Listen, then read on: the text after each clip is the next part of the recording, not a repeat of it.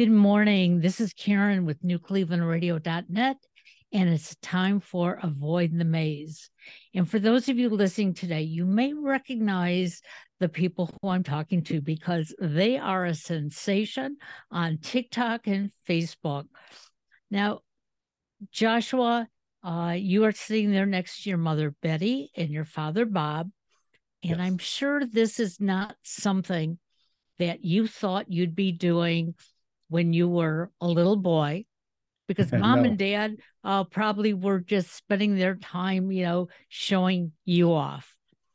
But something led you to say, hey, I have a beautiful mother, a fantastic father, but mom is going through something that so many of us go through. And yet you said, I'm going to share this. So tell me what made you decide to share Alzheimer's and dementia with the great public. it was kind of an accident. I mean, we've always done silly things on social media since social media existed. But a year ago, Thanksgiving time, we were at a beach house rental for the holiday, and the bedroom that they were in had a full length mirror.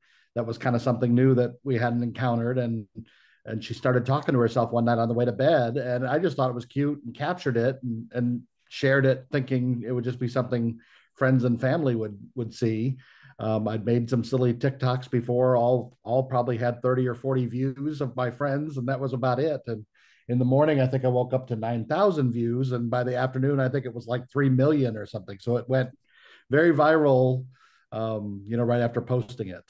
That, Absolutely. that kind of caused people to want more Betty. They thought it was sweet, a sweet moment, and we started posting more videos of just our daily life and their conversations at breakfast and things like that. That was a cookie.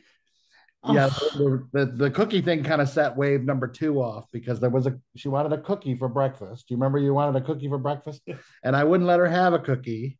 And there was two parts to it because he eventually gave her the cookie, but the video was long and I chopped it and posted. I was going to post the second one the next day, but the internet outcry of not giving her a cookie caused people to start sending you cookies and other wow. things. And so we started to get this parade of gifts, which I didn't really do that intentionally, but I thought it'd be sweet to show the reaction of the gifts that got sent or the cookies that got sent, and that perpetuated more sending of gifts I, because the people enjoy seeing her reactions to things. absolutely.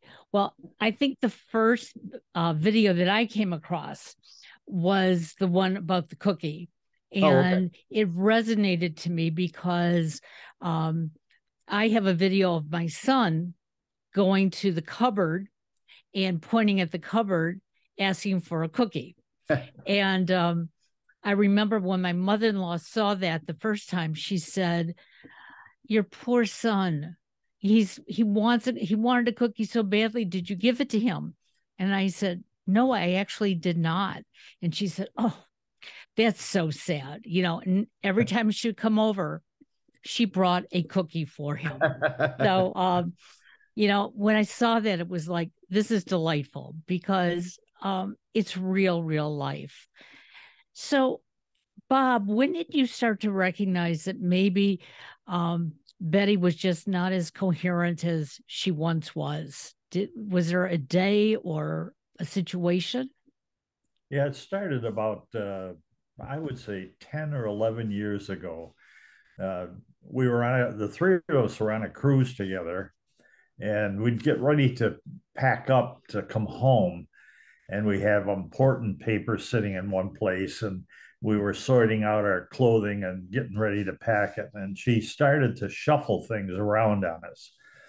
And then about 10 years ago, we were in an RV park in Florida, and I was running the park bingo, and she always helped me. And I noticed she was having trouble counting money, and then she couldn't keep up with the bingo game as it was being played. And I didn't recognize the problem. I noticed when she talked to people, she didn't talk to them directly. She wouldn't look them in the eye, and she would constantly look at me for assurance that she was saying the right thing. Oh, So, and I began to think that that's strange. Um, And then 8 years ago, we decided, well, we came up for the summer. They would come to stay with me for the summer. Got it. Okay. And she was diagnosed with lung cancer while we were up here. Oh, wow. And we didn't know what kind of a treatment we were going to be up against. And so Josh and I made a trip to Florida, and we sold a camper that we lived in all winter down there. And we came back up here and made the decision to stay here full time. And fortunately, the lung cancer was operable, and she didn't have to have chemo. But in the process, they discovered that she had a tumor on her kidney. And which was also cancer, separate, not a spread, but a secondary. Yeah. Wow. So that was removed successfully without chemo. And so she went through a period of about 5 or 6 years of every 3-4 months being tested. And she came out eventually cancer free.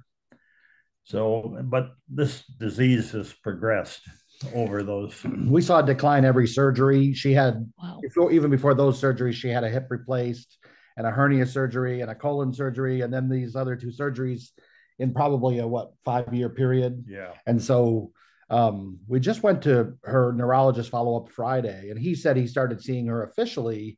So the official diagnosis was 7 years ago, but he was already moderate to severe in his notes because we were dealing with these other things. We knew there was a problem, and then we just had bigger fish to fry. Absolutely. And there were different reactions after every surgery and decline in function. Yeah. Couldn't write anymore, and difficult to read. And there's several other signs. Yeah. But one of the things I notice is that I don't know how well she recognizes exactly who you are, but you can see the love that she has for the 2 of you. And it's very enchanting on this end. I've seen her, lean over to you, Bob, so that you would give her a hug or a kiss. And how when she's given a gift, she may not totally understand it, but you can see that she's trying. Mm-hmm. And I think that's because of the 2 of you. So how hard is this on a day-to-day basis? Because we watch snippets, okay? And we walk away and we're smiling and feeling really great. But you're living it 24/7. Yeah. Yeah. Definitely. There's a lot of moments in between of asking to go home. She starts wanting to go home after lunchtime. She starts wanting to go to bed by early afternoon. So we use some of these gifts and things as a distraction, to keep her up to a normal bedtime. And obviously she is home, but that's a very common thing from what I understand in talking to other Alzheimer's caregivers, that the desire to go home. You may see in some of the gift videos, she says, let's take this home. That's probably the best compliment when she says, I want to take it home. Right. She has a sensitivity too. And anytime you touch her, changing clothes, grabbing her arm or anything, she hollers that I'm hurting her. And that's, the doctors tell us that's normal. That's kind of normal. More so him than me, but yeah. But the sweatshirt was an ordeal this morning, right? Was it? It was. It was we were hurting her. Yeah. Yeah, and I love that smile. I spent the last 2.5 months of my mother's life with her. She had a stroke, went blind, but didn't know she was blind. She claimed that she could see us and everything else around us. So we didn't tell her she was blind because, again, we noticed that she was going through dementia because of the stroke. And just to see her smile, to get her to laugh, to at least recognize something that we wanted to believe that she was recognizing was very important.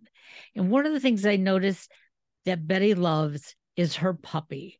So did you have a dog during your marriage? We did. Long time ago, though. I was little the last time we had a dog. We had a standard sized dachshund for 13 years. And Josh was born when we had the dog when Josh was born. So but the dog accepted him right away. Yeah. Well, that's a good thing. Yeah. That was something our caregiver, we this year we brought in an outside caregiver to give him and I some respite Sure. with bathing and things. Some of the stuff that is difficult for us to get done goes a lot better with a stranger, oddly enough. But she noticed that anytime she'd put something on TV, Animal Planet or a movie with a puppy in it or something, that she enjoyed it. So we hadn't really picked up that cue. And then I spent one evening with her when he went out somewhere, and I did the same thing. I went on Disney Plus and found some puppy stuff, and she would say, we could put that in the backyard. That wouldn't be any trouble. So we don't really have the bandwidth to take care of a real puppy at this point, but I did find those companion pets are made for just that purpose. Exactly. And puppy's a big hit, right? You like your puppy? She likes the puppy. I like the puppy. He talks to the puppy probably as much as she does. Well, I find as soon as I see the puppy on TV, I'm going like, good boy, good boy. Yeah. So how long has Betty been a Disney fan? I mean, I see a lot of Disney objects throughout the house. And of course, she's wearing her Mickey Mouse sweatshirt today. Has that been? We went to Disneyland or Disney World 1973, the year after it opened. And we've gone numerous times. I couldn't begin to count the number of times. Not as many as Josh. I perhaps gone more, but our last trip together was a year ago in November of 21. So we did go kind of, during that pandemic. That was the last trip. And she rode in a wheelchair around, and it was fine. They had a good time, didn't you? Mm-hmm. Rode a lot of the rides. Now it's kind of out of the question because their mobility has slowed considerably. Right. Absolutely. So with Christmas coming, how does your family celebrate that? I mean, it's a religious holiday. It's a big adventure for many. And I can just see that smile on her face when she gets gifts. So, I mean, is it going to be a tree full of gifts just for Betty? The tree is currently, there's everything that's come. A lot of things have been put under the tree, just, to store them. So the tree is very full this morning. And in fact, I brought our present, like the presents I have wrapped for them out, and there was hardly room to put them. And then somebody sent me some stuff, and I'm like, I'm going to keep it in my bedroom till Christmas morning because it's too crowded out here. So yeah, you got a tree full. I guess so. And we're going to go to Christmas Eve service at church. Yeah. And then my brother and his family that live local will come here to my house for Christmas dinner. How very nice. So did your parents, when you sold the RV, you just moved in with Josh, is that correct? Right. So, it's interesting because we see a lot of families today are doing more of that. Whereas there was a number of years, I guess, between 1950 and maybe 2000 where, parents live by themselves no matter what, kids live by themselves. But today, intergenerational. And Josh, you've given up a lot of your life, okay? And I think it's wonderful. But what lies ahead for you? Because I'm sure Betty wants you to have time for yourself. Oh, that's a good question. I mean, we're quite happy with them being here and hope that we can do that for many, many years. And obviously our desire is to keep her in the home as long as possible. Absolutely. As long as we can, manage the mobility issues and such. So I'm glad that they're able to spend time here with me. But you and Bob do take time that you need to recoup and refresh. And for many people, they don't understand what respite is all about. So tell me how you found respite for the two of you. Several people had talked to me about that, and you were a little resistant to it at the time because the bath was becoming a big issue. We had a couple of people early on that would come and stay, and maybe he and I could go golfing for a few hours or something every once in a while. But once she needed more assistance in the bathroom and such, it became hard to have, a friend or somebody sit.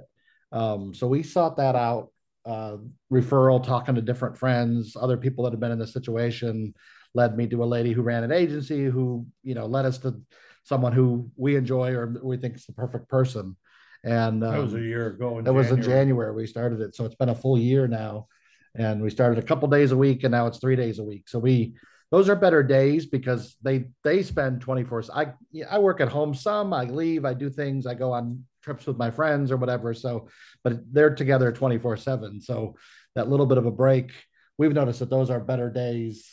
Even when we come back, the mood is better. There's not any friction. It just seems to be a less stressful day for everybody. I'm sure. So, Bob, tell me, what was Betty like as a young bride? Because she seems, at least I can see a lot of life that's inside of her. Okay. And especially when she gets those gifts and you talk lovingly to her. So, give us a little description of what she was like. Oh, she was a good homemaker. Um, I would give her the household money.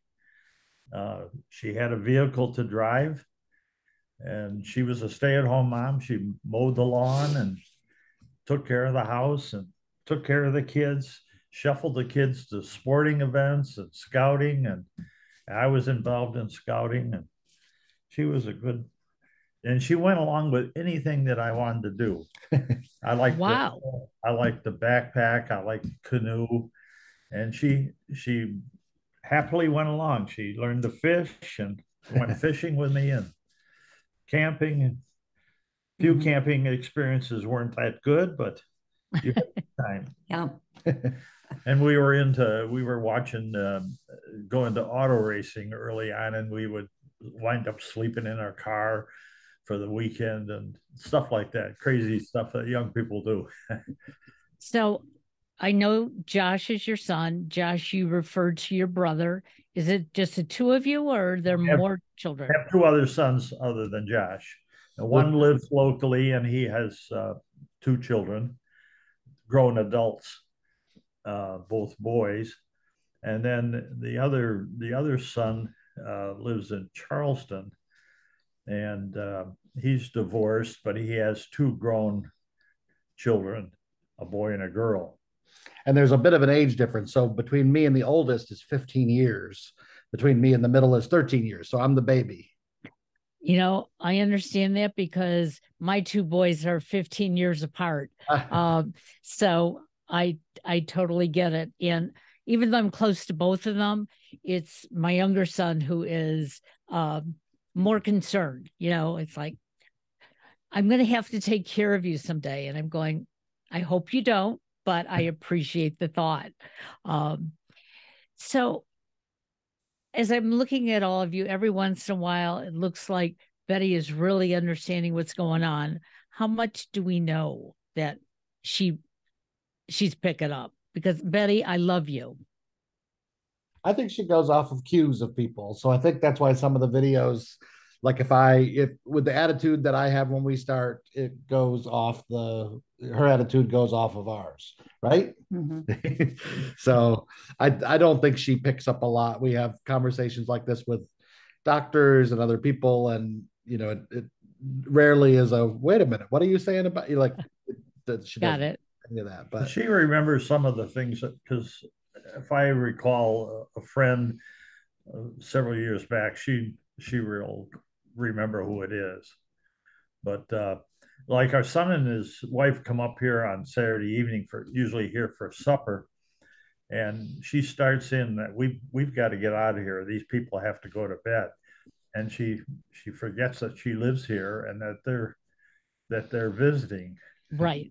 She feels like we're visiting them. I think she knows them better. At first, when they first started coming up here, I think she didn't really know who they were. Right. But now she doesn't know the older one, the one that lives out of town. She wouldn't know him, I don't think. Well, and that's difficult because obviously he's not able to get home as often. Right. And we're kind of at the stage where she tends to always know him.